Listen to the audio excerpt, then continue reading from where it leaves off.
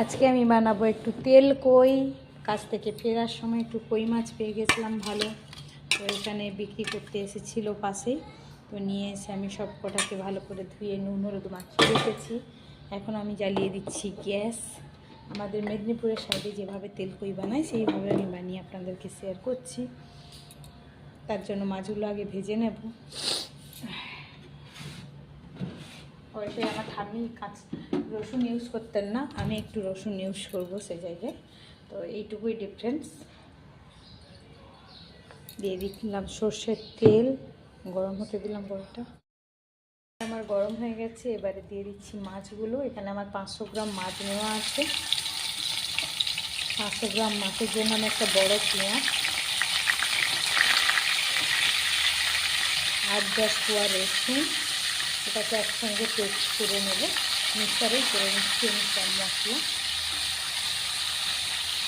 ভুল করে আমি এক খুন্তিটা নিচ্ছি, সরি করি চালিয়ে কথা বলতে পারি।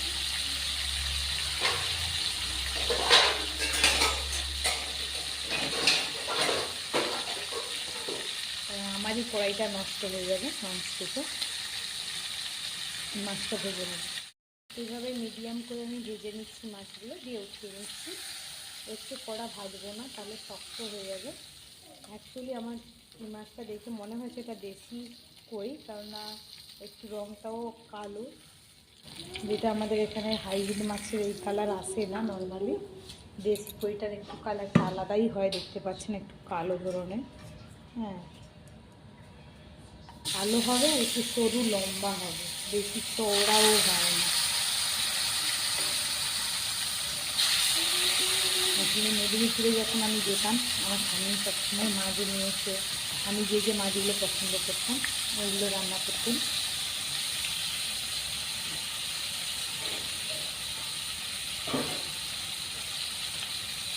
এখন তো আর যাওয়াই হয়নি।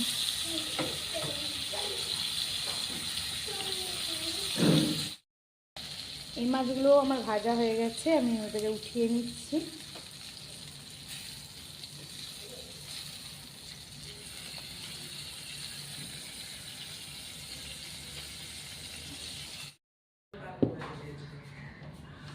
এখানে আমি একটু তেল বেশি পরিমাণে দিয়েছি, বুঝতেই পাচ্ছেন তেল পরিমাণে একটু তেল বেশিই হবে অ্যামাউন্টটা।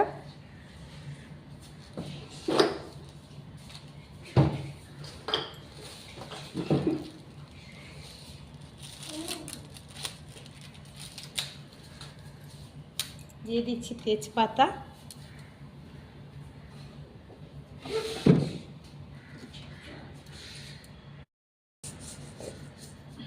দিয়ে দিচ্ছি কালো জিরে,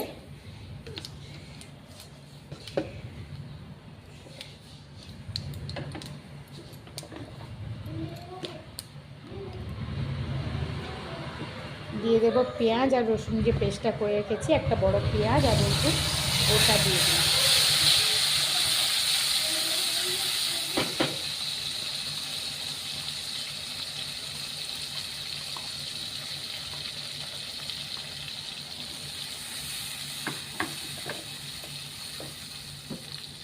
এখানে কোনো, হ্যাঁ দাদাকে ডাকো।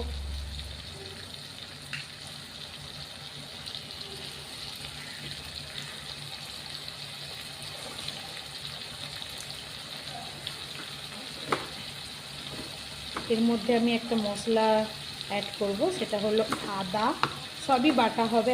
আছে কোনো গুঁড়ো মশলা বলতে আমি একটু লঙ্কা গুঁড়ো জাস্ট অ্যাড করবো, নাহলে সব মশলা আমি বেটে নেব।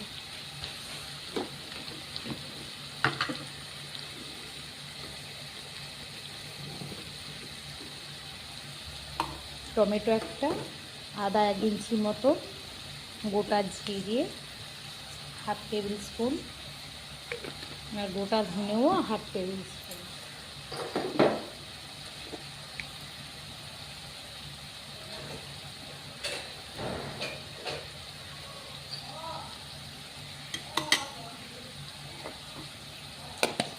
দিয়ে এর সঙ্গে যাবে 2টো কাঁচা লঙ্কা,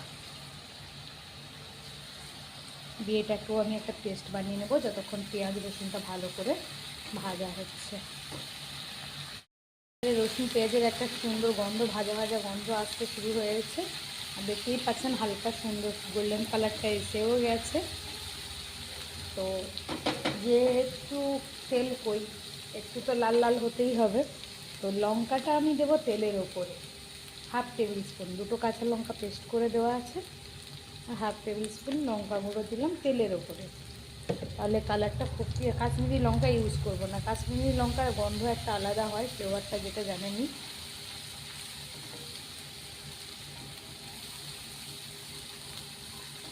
এটা যদি তেলের ওপরে দিয়ে একটু ভেজে দেন তাহলেই একটা সুন্দর কালার এসে যাবে। তার জন্য কাশ্মীরি লঙ্কা দেওয়ার কোনো প্রয়োজন নেই, আর ঝালটাও ঠিক থাকবে। এবারে হলুদ দিয়ে দিলাম আমি এর ওপরেই। হলুদ লঙ্কাটা একটু ভালো করে ভাজবো। এরপরে দেবো আমি ওই পেস্টটা যেটা তৈরি করেছি ওইটা। সুন্দর করে দেখুন ভাজা হয়ে এসছে, তেল ছাড়ছে। এই সময় যে আমি পেস্টটা বানিয়েছি এই পেস্টটা দিয়ে দিলাম, টমেটো, আদা, কাঁচা লঙ্কা, জিরে আর ধনে। আর পুরোটাই কিন্তু গোটা মশলায় রান্না আছে, কিন্তু আমি মিক্সিতে বেটেছি, অবশ্যই শিলে বাটিনি। অ্যাকচুয়ালি আমরা তো কলকাতাতে থাকি, কলকাতাতে এত টাইম হয় না, যে যার কাজের মধ্যে ব্যস্ত থাকি, তার মধ্যেও সময় বের করে রান্না খাওয়া দাওয়া এটাই হয়। বাইরের দুনিয়ায় থাকতে গেলে সবাইকেই জানেন জার্নিং করতে হয়, জার্নিটা তো লেগেই থাকে। তো এটাকে আমি ভালো করে এবারে কষিয়ে নেব। দিয়ে দেবো নুন, অবশ্যই বলিনি, সরি, তার জন্য টেস্ট অনুযায়ী নুন। এতে কিন্তু আমি মিষ্টি দেবো না একেবারে। এটা আমার ঠাম্মির রান্না, যেহেতু শুধু আমি রসুন অ্যাড করেছি এক্সট্রা, না হলে একেবারে মিষ্টি, এই জন্য আমি দেবো না। মশলাটাকে ঢাকা দিয়ে ভালো করে কষাবো। আমি এই কালারটাই চেয়েছিলাম। আপনারা যদি আরেকটু লাল পছন্দ করেন, হয় তেলের ওপরে অল্প একটু চিনি দিতে পারেন, নচেত একটু কাশ্মীরি লঙ্কা গুঁড়ো অ্যাড করতে পারেন, কারণ আমি বেশি ঝাল খাবো না। খাবো না নয়, বেশি দেবো না। ফোন করছি। হ্যাঁ,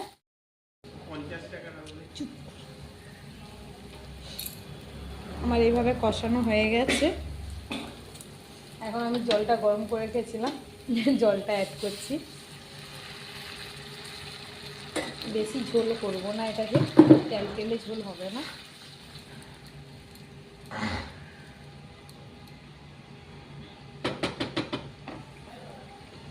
ফুটতে শুরু হচ্ছে, ভালো করে ফুটলে মাছটা ছাড়বো।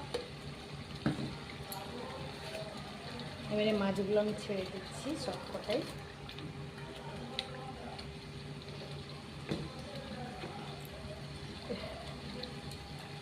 মাছগুলোকে গ্রেভিতে ভালো করে একটু ডুবিয়ে না দিলে মাছের টেস্ট আসবে না, ঝোলের টেস্টও আসবে না, ঝোলের মধ্যেও মাছের ফ্লেভার যাবে না, আর মাছের মধ্যেও ঝোলের ফ্লেভার কিছু আসবে না। তাই এইভাবে কম আছে, এবারে 5 মিনিট ঢাকা দিয়ে দিচ্ছি। আমার হয়ে গেছে 5 মিনিটের বেশি বয়েল করা। দেখতে পাচ্ছেন পুরো তেল ছেড়ে ওপরে চলে এসেছে, তার মানে মাছ পুরোপুরি রেডি। শুধু এই সময় নুন মিষ্টিটা একটু দেখে নেবেন, আমার তো সব ঠিক আছে, আর কিছু দিতে হবে না। আর এইভাবে আমি গ্রেভিটা রাখছি, একেবারে ড্রাই করছি না।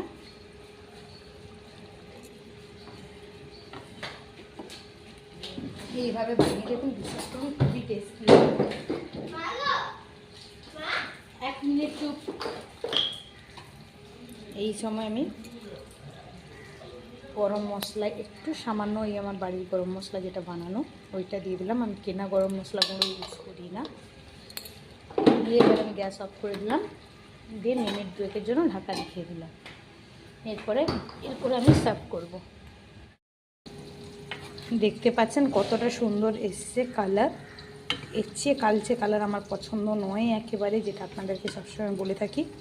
আমি সার্ভ করে নিচ্ছি, এবারে খেতে বসবো আমরা।